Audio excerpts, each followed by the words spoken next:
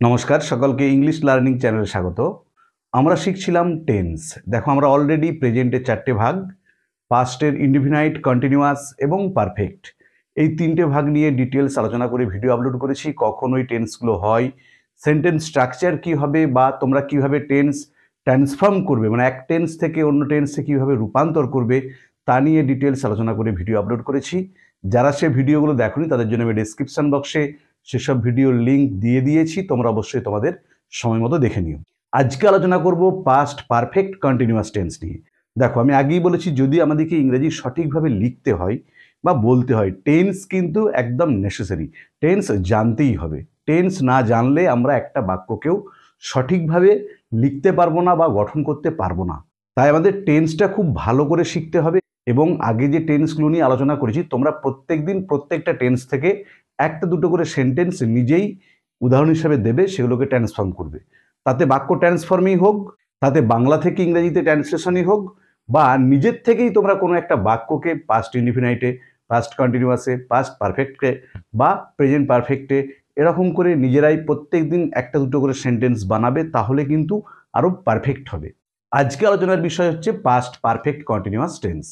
তাহলে যখন আমাদেরকে একটা সেন্টেন্স দিয়ে দেবে, দিয়ে বলবে বাক্যটাকে ট্রান্সলেশন করো, বা আমরা যখন কোনো একটা রাইটিং লিখতে যাব, লিখতে গিয়ে সেই বাক্যটাকে যখন সাজাবো, সেটাকে যখন ইংরেজিতে ট্রান্সফর্ম করব, মনে মনে যে বাক্যটাকে আমরা ভেবেছি যে এটা লিখব, তখন কিভাবে জানবো যে এই বাক্যটা পাস্ট পারফেক্ট কন্টিনিউয়াস টেন্সে আছে। দেখো, পাস্ট পারফেক্ট কন্টিনিউয়াস টেন্স কখন হয় ভার্বের? না, পাস্ট মানে আমরা জানি অতীত। অতীতকালে কোনো একটি কাজ আরম্ভ হয়ে একটি নির্দিষ্ট সময় পর্যন্ত চলিতেছিল বোঝালে ভার্বের পাস্ট পারফেক্ট কন্টিনিউয়াস টেন্সের রূপ হয়।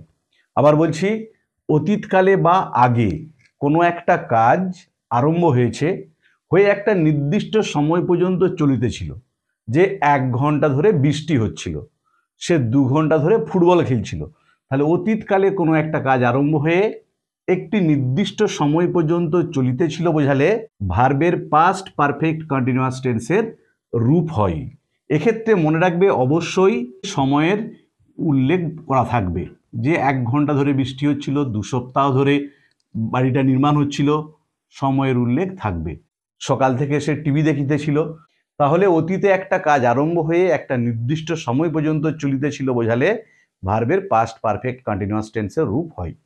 দেখো, আমি তোমাদের বলছি কম্পেয়ার করে পড়তে। প্রেজেন্ট পারফেক্ট কন্টিনিউয়াস টেন্স কখন হয়? বর্তমানে কোনো একটা কাজ কিছু সময় ধরে হইতেছে বা ঘটিতেছে বোঝালে প্রেজেন্ট পারফেক্ট কন্টিনিউয়াস টেন্স হয়। তাহলে তোমরা যদি ডিফারেন্স করে পড়ো, কম্পেয়ার করে করে পড়ো, যে প্রেজেন্ট পারফেক্ট কন্টিনিউয়াস হচ্ছে বর্তমানে কোনো কাজ কিছু সময় ধরে চলিতেছে বা ঘটিতেছে বোঝালে ভার্বের প্রেজেন্ট পারফেক্ট কন্টিনিউয়াস টেন্স হয়। আর অতীতে কোনো একটা কাজ আরম্ভ হয়ে কিছু সময় ধরে বা নির্দিষ্ট সময় পর্যন্ত চলিতেছিল বোঝালে ভার্বের পাস্ট পারফেক্ট কন্টিনিউয়াস টেন্স হয়। তফাৎটা তাহলে তোমরা কিন্তু নিজেরাই করতে পারবে, বা ডিফারেন্সিয়েট করে পড়লে মনে থাকবে ভালো। ধর আমি বললাম কি, আমি 30 মিনিট ধরে ফুটবল খেলিতেছি, এটা প্রেজেন্ট পারফেক্ট কন্টিনিউয়াস টেন্স। আবার বললাম সে 2 ঘন্টা ধরে ফুটবল খেলিতেছিল, এটা হচ্ছে পাস্ট পারফেক্ট কন্টিনিউয়াস। তাহলে দেখো, দুটোই কিন্তু সময়ের উল্লেখ আছে। একটা হচ্ছে অতীতের সময়, সে 2 ঘন্টা ধরে ফুটবল খেলিতেছিল, আর যখন বর্তমানে কাজটা চলবে সময় ধরে, সে 40 মিনিট ধরে টিভি দেখিতেছে। এই দেখো, দেখিতেছে মানে কাজটা এখনো কিন্তু রানিং চলছে, সেক্ষেত্রে হবে প্রেজেন্ট পারফেক্ট কন্টিনিউয়াস। তাহলে পাস্ট পারফেক্ট কন্টিনিউয়াস টেন্স হচ্ছে যখন কোনো একটা কাজ অতীতে আরম্ভ হয়ে কিছু নির্দিষ্ট সময় ধরে চলেছিল বোঝালে ভার্বের পাস্ট পারফেক্ট কন্টিনিউয়াস টেন্স হয়। যখন আমরা জানতে পারলাম যেটা পাস্ট পারফেক্ট কন্টিনিউয়াস টেন্স হলো, কি করে বুঝতে পারবে? অবশ্যই সময়টা বলা থাকবে এবং অতীতকালের। এক্ষেত্রে কিন্তু ক্রিয়ার কোনো রূপ নেই। যেমন পাস্ট ইনডিফিনিটে ছিল লল এলাম বা ততেতাম, বা প্রেজেন্ট কন্টিনিউয়াসে ছিল ইতেছি, ইতেছ, ইতেছে। এক্ষেত্রে কিন্তু ওরকম নির্দিষ্ট কোনো ক্রিয়ার রূপ নেই, ক্রিয়াটাকে দেখে বোঝা যাবে না, শুধু কি অবশ্যই সময়টা উল্লেখ করবে। আর একটা জিনিস তোমাদেরকে বলে দিই, পাস্ট কন্টিনিউয়াসের সাথে পাস্ট পারফেক্ট কন্টিনিউয়াসের তফাৎটা। পাস্ট কন্টিনিউয়াসটা কি? অতীতে একটা কাজ চলিতেছিল। আর পাস্ট পারফেক্ট কন্টিনিউয়াস কি? অতীতে একটা কাজ আরম্ভ হয়ে একটা নির্দিষ্ট সময় পর্যন্ত চলিতেছিল। তাহলে দেখো, যখন পাস্ট পারফেক্ট কন্টিনিউয়াস পড়বে, তোমরা প্রেজেন্ট পারফেক্ট কন্টিনিউয়াস এবং পাস্ট কন্টিনিউয়াস দুটোর সাথেই কম্পেয়ার করে পড়বে। পাস্ট কন্টিনিউয়াসের এক্সাম্পল কি? সে টিভি দেখিতেছিল, এটা হচ্ছে পাস্ট কন্টিনিউয়াস। যখন বলবো সে 1 ঘন্টা ধরে টিভি দেখিতেছিল, সেটা হয়ে গেল পাস্ট পারফেক্ট কন্টিনিউয়াস।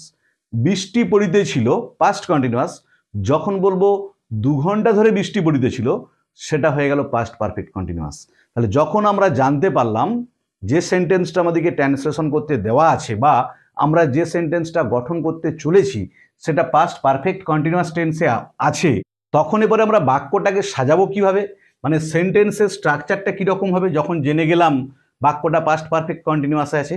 দেখো প্রথমে কি বসবে, মনে রাখবে পারফেক্ট এবং কন্টিনিউয়াস দুটোই মিলে হচ্ছে পারফেক্ট কন্টিনিউয়াস।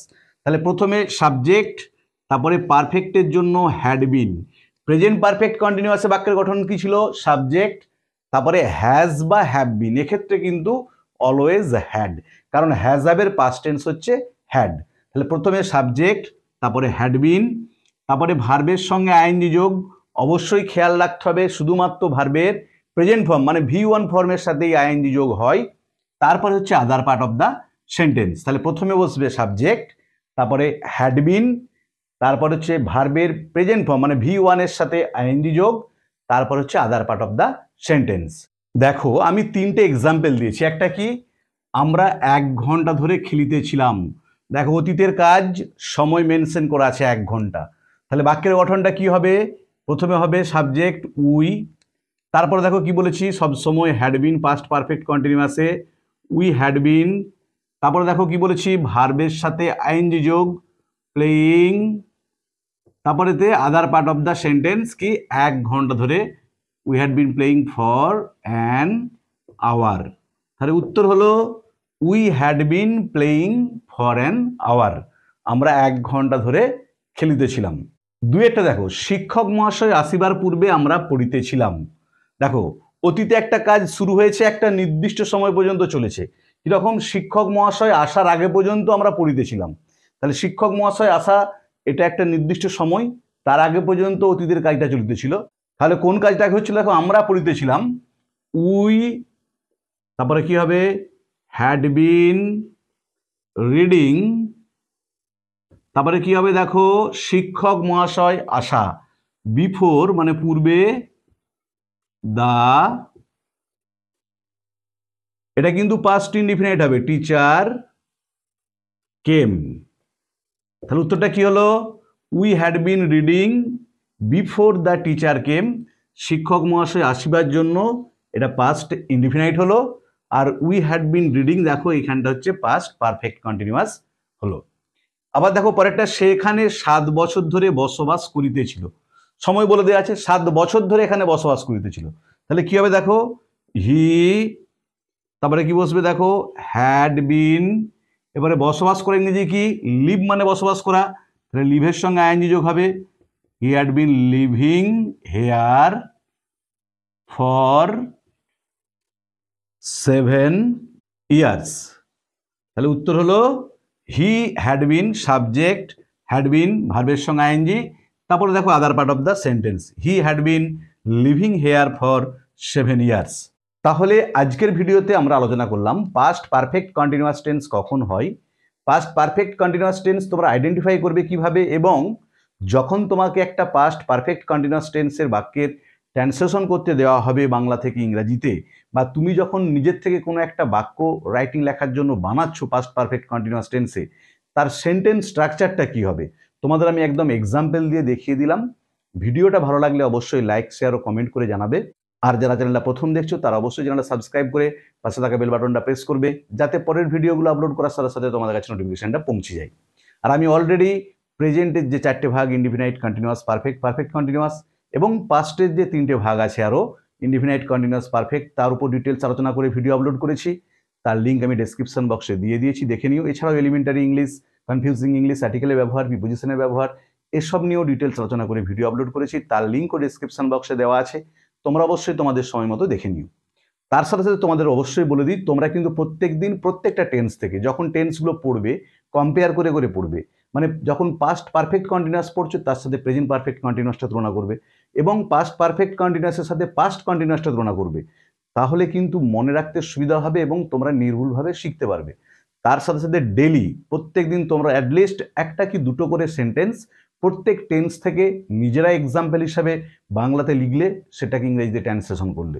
যদি কারো কোনো সমস্যা হয়ে থাকে আমাকে কমেন্ট সেকশনে জানিও, আমি তোমাদের সাহায্য করে দেবো।